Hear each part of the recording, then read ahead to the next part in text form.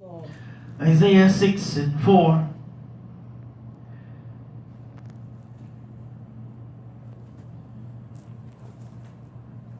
Jesus.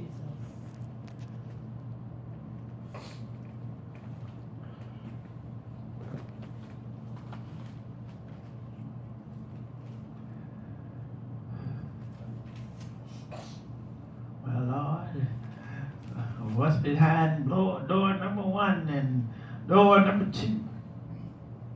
The enemy is trying to trick you. Look, you better be careful. Nobody, let's make a deal. If the blood is not covering the door, I'm not walking through it. That's where Eve messed up. The blood wasn't over the door when she ate of the fruit. And she gave it to her husband. Isaiah chapter 6, verse 4. Read. And the post of the door moved at the voice of him that cried, and the house was filled with smoke. And the what? Post? And the post of the door moved at the voice of him that cried. Opportunity. The door is open. In Isaiah 6:4, it says the posts of the door moved at the voice of them that cried. Yes. Our God is not a God who shrinks, but he expands. Come on here. Come on now. Our God is not a God who shrinks, but he expands. Our God is not a God who shrinks, but he expands. Yes. So when the voice of them that cried spoke, the door opened. That means the door became wider. Yes.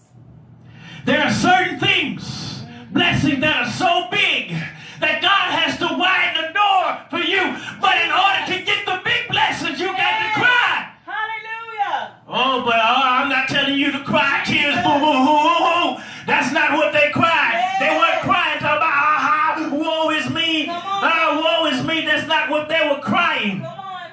But if you go up before that, it says, and they cried, holy, Holy, holy. holy, Yes.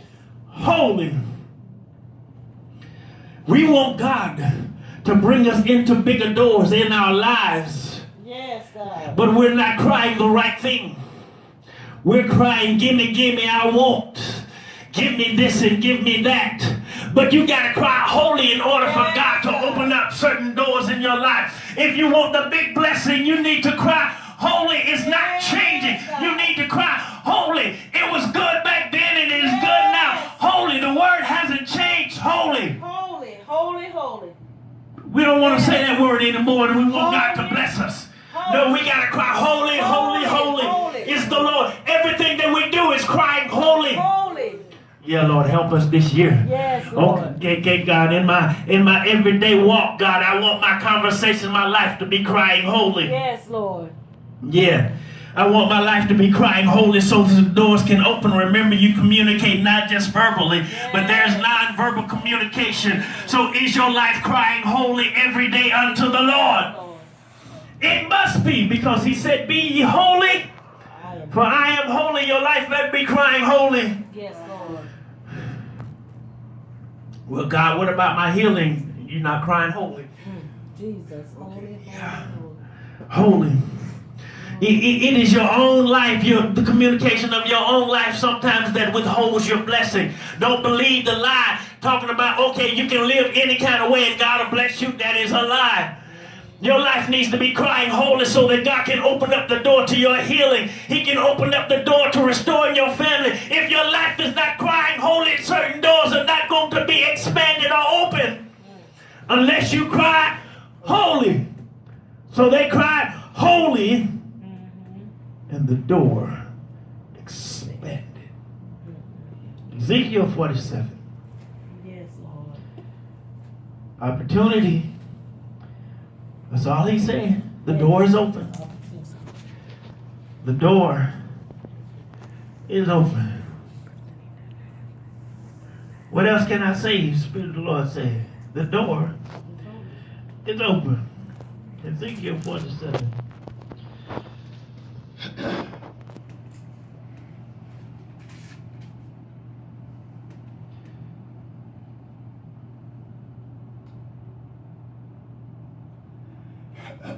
Yes, Okay. Ezekiel 47. I'm going to read verses 1 through 5. And after he brought me again unto the door of the house. And behold, waters issued out from under. I'm turning. Go ahead and read that, Lady Jane. The threshold of the house eastward. For the forefront of the house stood toward the east, and the waters came down from under the right side of the house, at the south side of the altar. Keep reading. Then brought he me out of the way of the gate northward, and led me about the way without unto the utter gate by the way that looketh eastward. And behold, there ran out water on the right side. And when the man that had the line in his hand went forth eastward, he measured 1,000 cubits, and he brought me through the water. The water were to the ankle. Again he measured 1,000 and brought me through the water. The water were to the knees. Again he measured 1,000 and brought me through. The water were to the loins. Afterwards he measured 1,000, and it was a river that I could not pass over, for the water were risen, water to swim in, a river that could not be passed over. Now, this whole blessing began with the word afterwards. Afterwards, he brought me to the door. Afterwards, he brought me to the door. Afterwards, after they brought their offering, after they did it the way that God told them to do it, after they had everything structured according to the way the Lord told them to do it, afterwards, there are some blessings that you're not going to get until afterwards. Oh, well, Mommy and Daddy, can I have some money? Clean your room first. Mommy and Daddy, oh, can I go such a place? You need to go apologize to your sister and your brother. Afterwards, yes. God brought him to the door. There's an afterwards everyone has to deal with. Yes. Afterwards, God said, I ain't going to do it until afterwards. And then he brought him to the door. And he came out to the waters, and they were to his ankles. And he kept on walking, and then it was up to his knees. And then he kept on walking, it was up to his waist. And then he just kept on walking, and then it was up to where he could swim in. So God is trying to bring us to certain doors that is going to take us to progressions, that is going to take us up and up and up and up. But that blessing is not going to come until afterwards. It says afterwards, he brought me to the door. God is going to bring you to progressive blessings. Thank you, Lord. Then where he's going to bless you. Oh, 3 months. Okay, yeah, you bless me. Okay, God, you're taking me further. Lord is up here now, and you're taking me further. God is up here, and you're taking me further. There are certain things that God is about to do that is going to be so progressive, but it's going to be afterwards. Come on now. He's going to bring you to the door. Yes. Opportunity. The door is open. Yes.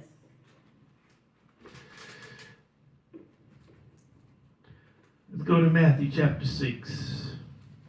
6 and verse 6. Yes, Lord. Read. But thou, when thou prayest, enter into thy closet, and when thou hast shut thy door, pray to thy Father which is in secret, and thy Father which seeth in secret shall reward thee openly. When you have shut the door, the Spirit of God is saying unto you, there are certain places that I'm going to bring you into, but you've got to shut the door. And I'm about to show you what God's reason why he's telling us to shut the door. You need to shut the door. There are certain people that you need to shut the door. You're trying to get close to God, but God said you need to shut the door because they interfere with my relationship with you. You need to shut the door to all the negativity and the doubt and the unbelief. When you enter into your prayer closet, shut the door. Yes, Lord. Why you bring your problems in here? Huh?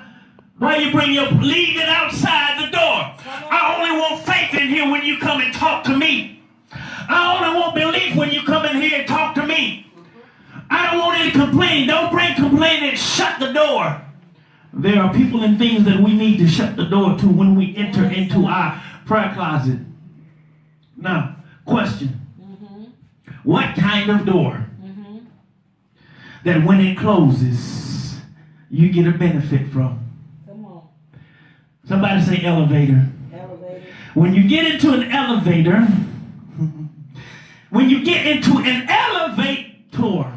no, y'all not hearing me. When you get into an elevator, the elevator will not move until you close the door. So God said, when you get into your secret closet, close the door and I can take you higher. Come on now. So you need to enter into your closet and shut the door so that God can elevate you, take you higher, show you some things that the people that are on the ground floor can't see. When you get in the elevator, it changes your view because you see higher. Your perspective is different. Yes, God. So there's a door that God is going to bring us into in 2017, but we have to make sure we shut the door so that God can take us through the door. The elevator door. Yes. The elevator door. The door is open. It's time for us to walk through it. Yes. John 10 and 9. John 10 and 9. Yes, Lord. Opportunity. The door is open. Yes, God. The door is open.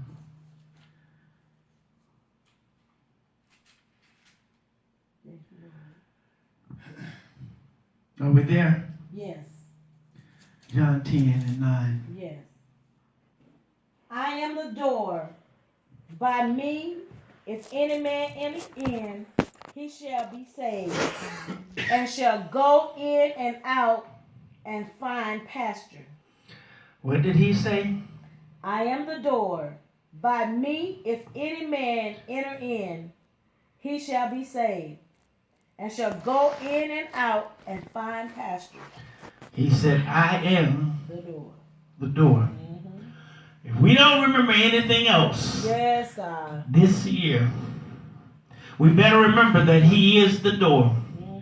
He said, I am the door. I'm your point of entry. So where you're trying to get to, what you're trying to achieve, what you're trying to do, I am the door.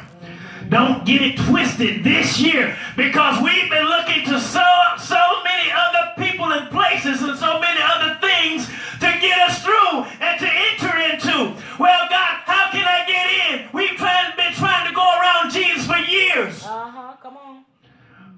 Well, let me get in through my education. No, Jesus said, I am the door. I am the door. I am the door. If we don't remember anything, that's the most important thing that we can and have to remember. I am the door. Yes, Lord. Without me, he said, you can't do nothing. I am the door. Yes, Lord. Well, Lord, well, what about my education? I am the door. Lord, what about my job? I am the door. Yes, Lord.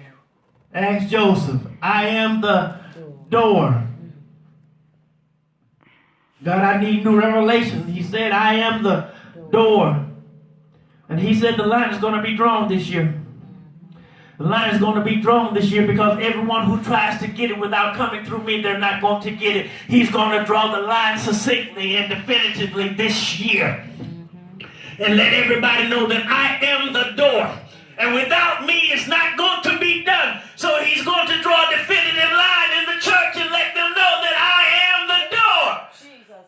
Yes, Lord. Whew. Yes, God. Because any other door is disrespectful to him. 1 Corinthians 16 and 9.